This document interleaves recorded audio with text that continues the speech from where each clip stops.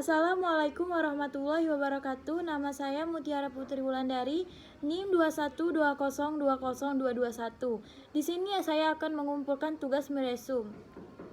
1. Ilmu hukum.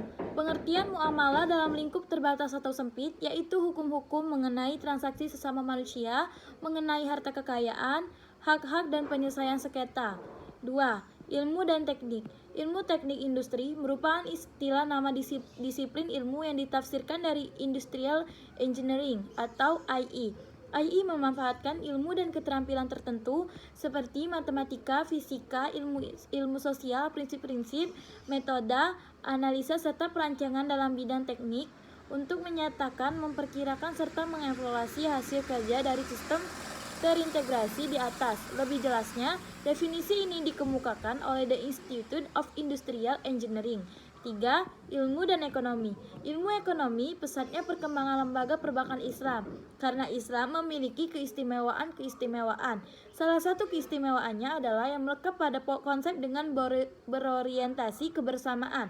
Orientasi kebersamaan ini yang menjadi bank Islam atau syariah sebagai alternatif pengganti sistem bunga yang mengandung unsur riba. Syariat atau syariah identik dengan wahyu Allah yang mengandung kebenaran absolut dan merupakan sasaran untuk dipahami dalam rangka dipraktekkan dalam kehidupan sehari-hari yang bersifat universal dan tidak akan berubah, serta meliputi seluruh aspek kehidupan manusia.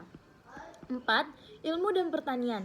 Ilmu pertanian, barang siapa menjual buah-buahan lalu buah-buahan itu rusak atau busuk, maka dilarang menerima uang penjualannya. Mengapa dia mengambil dengan tidak sah uang saudara semuslim? Hadis riwayat Ibnu Majah. Rasulullah SAW melarang orang menjual air atau mutakalai, yakni air yang bersumber dari sumber aslinya seperti air hujan, mata air pergunungan, air sungai, air laut, air danau, dan lain-lain. Seandainya ada orang yang hendak mengambil air ke sumber-sumber air tersebut, maka siapapun tidak berhak untuk melarang ataupun menjual dan menentukan harga airnya.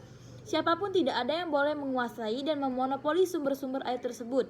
Namun, seandainya air tersebut sudah diproses, misalnya yang semula masih kurang higienis, lalu diolah dan diproses menjadi air murni yang segar, atau seperti air dalam kemasan, yang layak untuk diminum, maka boleh untuk dijual.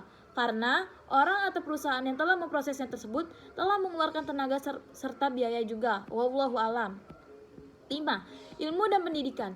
Ilmu pendidikan. Pendidikan memiliki peranan yang sangat penting bagi warga negara. Pendidikan bertujuan untuk mencerdaskan kehidupan bangsa dan mengembangkan manusia Indonesia seutuhnya, yaitu manusia yang beriman dan bertakwa kepada Tuhan Yang Maha Esa dan berbudi pekerti luhur, memiliki pengetahuan dan keterampilan, kesehatan jasmani dan rohani, kepribadian yang mantap dan mandiri, serta rasa tanggung jawab kemasyarakatan dan kebangsaan.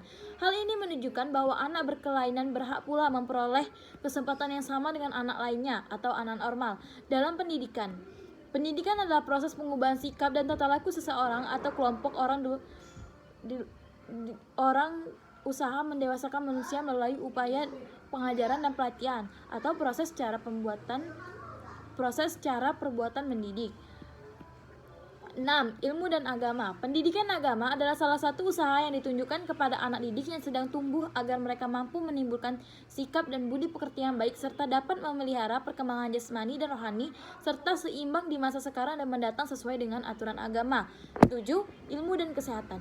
Ilmu kesehatan kedokteran telah ada selama ribuan tahun. Selama sebagian besar dari itu adalah seni atau area dari keterampilan dan pengetahuan yang sering memiliki hubungan dengan keyakinan agama dan filsafat dari budaya lokal. Misalnya, seorang dukun akan menggunakan tanaman obat dan berdoa untuk kesembuhan, atau filsuf dan dokter kuno akan mengeluarkan darah menurut teori humoralisme. Demikian dari saya. Wassalamualaikum warahmatullahi wabarakatuh.